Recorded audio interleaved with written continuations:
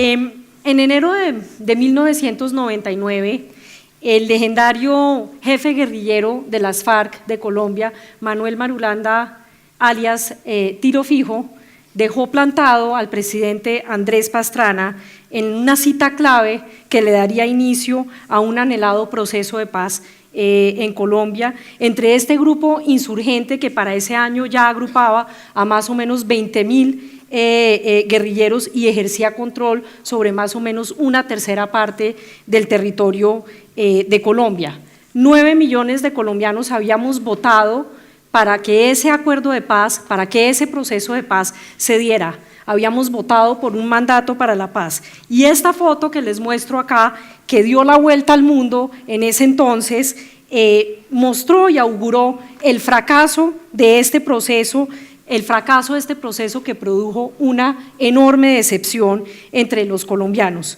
Estábamos en tiempos de guerra, en una mezcla letal y mortal entre insurgentes, drogas, mafiosos, paramilitares y debilidad institucional. Cada 2 días se cometía una masacre en Colombia.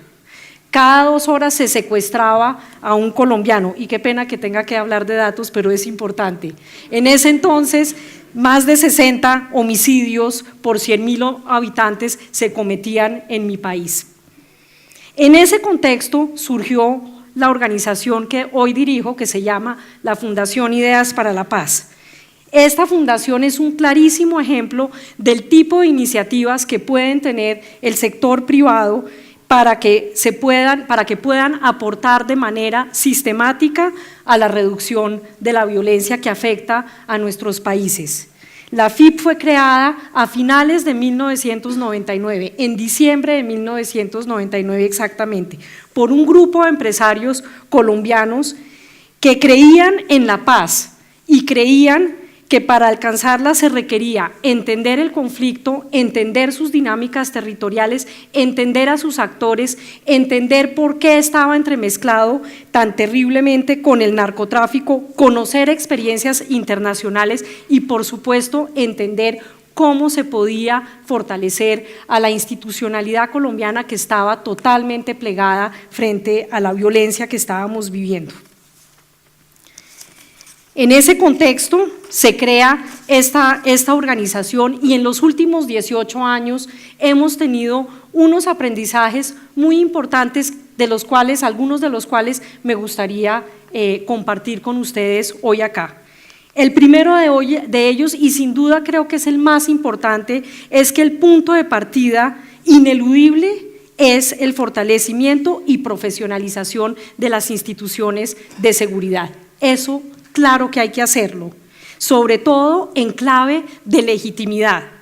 Y recalco esto último, porque no pretendo hacer para nada una apología a la fuerza bruta, simplemente quiero hacer el punto de que hacer esta tarea de manera sostenida y dedicar los recursos necesarios y las capacidades de la sociedad para hacerlo es de la esencia. La legitimidad va de la mano del uso regulado de la fuerza para proteger eficazmente a los ciudadanos. El segundo aprendizaje es que domesticar a los violentos es indispensable y eso lo hicimos en Colombia. Lo hicimos a través de muy distintas estrategias, hemos negociado la paz con los insurgentes, hemos negociado el sometimiento de la justicia con criminales muy prolíficos, hemos focalizado esfuerzos de inteligencia para decapitar organizaciones mafiosas, hemos focalizado esfuerzos contra lo que se ha llamado los objetivos de alto valor estratégico. Sin duda, esto no ha sido suficiente porque hoy Colombia sigue teniendo problemas graves de violencia y problemas importantes de crimen organizado, pero como podemos ver en esta imagen, lo que sí hemos tenido es un desescalamiento en los últimos 30 años de la violencia en Colombia que nos llevó de unos datos realmente alucinantes de más de 80 homicidios por 100.000 habitantes a lo que tenemos hoy en día que son 24 homicidios de 100.000 habitantes. Estamos cerca de México, pero todavía seguimos teniendo un problema severo y considerable de violencia. El tercer aprendizaje es que hay que bajar, lo que nos decías hace un rato, hay que bajar en el nivel del análisis, hay que bajar de lo nacional a mirar lo geográfico en específico, lo geográfico a nivel mucho más local. Hay que mejorar la calidad de la información e innovar en el mapeo del crimen, encontrar patrones de concentración y de relación de factores de riesgo.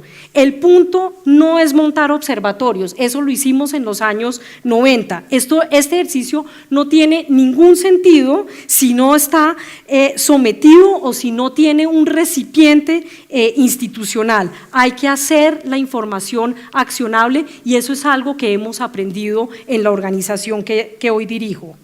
El cuarto aprendizaje que quiero compartir con ustedes es que hay que pasar del análisis, del pensamiento a la acción y a la evaluación de impactos y de procesos. Este es algo que nosotros hemos hecho y un ejemplo importante es lo que hemos hecho durante los últimos 6 años en el acompañamiento del desarrollo de estrategias proactivas de la policía, particularmente lo que se ha llamado el modelo de vigilancia comunitaria por cuadrantes. Encontramos que los impactos localizados, ahí donde se aplica ese modelo que permite bajar la tarea de la policía a sitios muy específicos y encontrar qué es lo que sucede ahí y entender las problemáticas en esos sitios, tiene impactos. Ahora, estos impactos son localizados y no necesariamente son sostenibles. Estos resultados que hemos encontrado son consistentes con lo que se ha encontrado en otras partes del mundo, pero quizás lo que quisiera poner más de relieve de lo que hemos aprendido no es solamente ver cuáles son los impactos de estas acciones localizadas y focalizadas, sino que pudimos aportar en el proceso de planificación y de desarrollo de capacidades, identificar barreras institucionales, entender por qué unas estrategias que tienen todo el sentido al final del día no necesariamente tienen los impactos deseados. Y aquí quisiera compartirles un poco lo que fue, cómo es bajar de lo que era, la visión que se tenía, esto es la visión que teníamos sobre un territorio específico de la ciudad de Bogotá, cuando lo pusimos en cuadrantes y empieza uno a focalizar los problemas, a verlos pormenorizadamente y luego eso nos permitió pasar a lo que se llaman los puntos críticos y nos permitió entender que los puntos críticos no son todos iguales, que todos requieren estrategias diferenciadas porque todos tienen factores de vulnerabilidad distintos. Eso es un aprendizaje muy importante. Ahora quisiera pasar finalmente sobre las agendas pendientes. Las agendas pendientes. Yo quisiera resaltar estas 3 agendas. Primero, la de la justicia. Una vez que hemos logrado avanzar en el fortalecimiento de las instituciones de seguridad, queda el tema de la justicia. En Colombia nosotros redujimos la violencia en los niveles que ustedes vieron, pero no movimos un ápice la impunidad en términos de homicidios en el país. Ahora, cuando ya estamos en unos niveles como los que tenemos actualmente, hay que trabajar en la capacidad disuasiva de la justicia, que la justicia logre focalizarse más en reducir la violencia. Hay que unificar la cadena de la política criminal, uniendo los distintos eslabones, desde la seguridad ciudadana, la investigación criminal, el juzgamiento y la sanción en clave de resocialización o de incapacitación eficaz.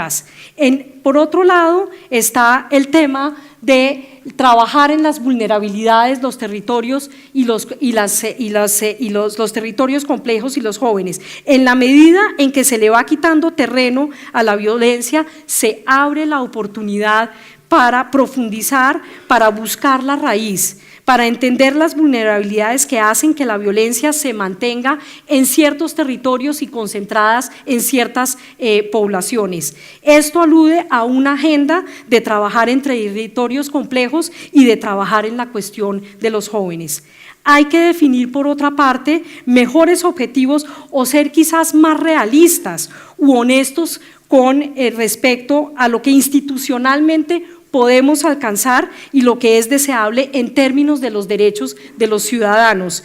Estas ideas de cero drogas, de la cero tolerancia con el crimen y demás, son objetivos que se ha demostrado que son inalcanzables, y por lo demás generan frustración entre la ciudadanía y deslegitiman a las autoridades.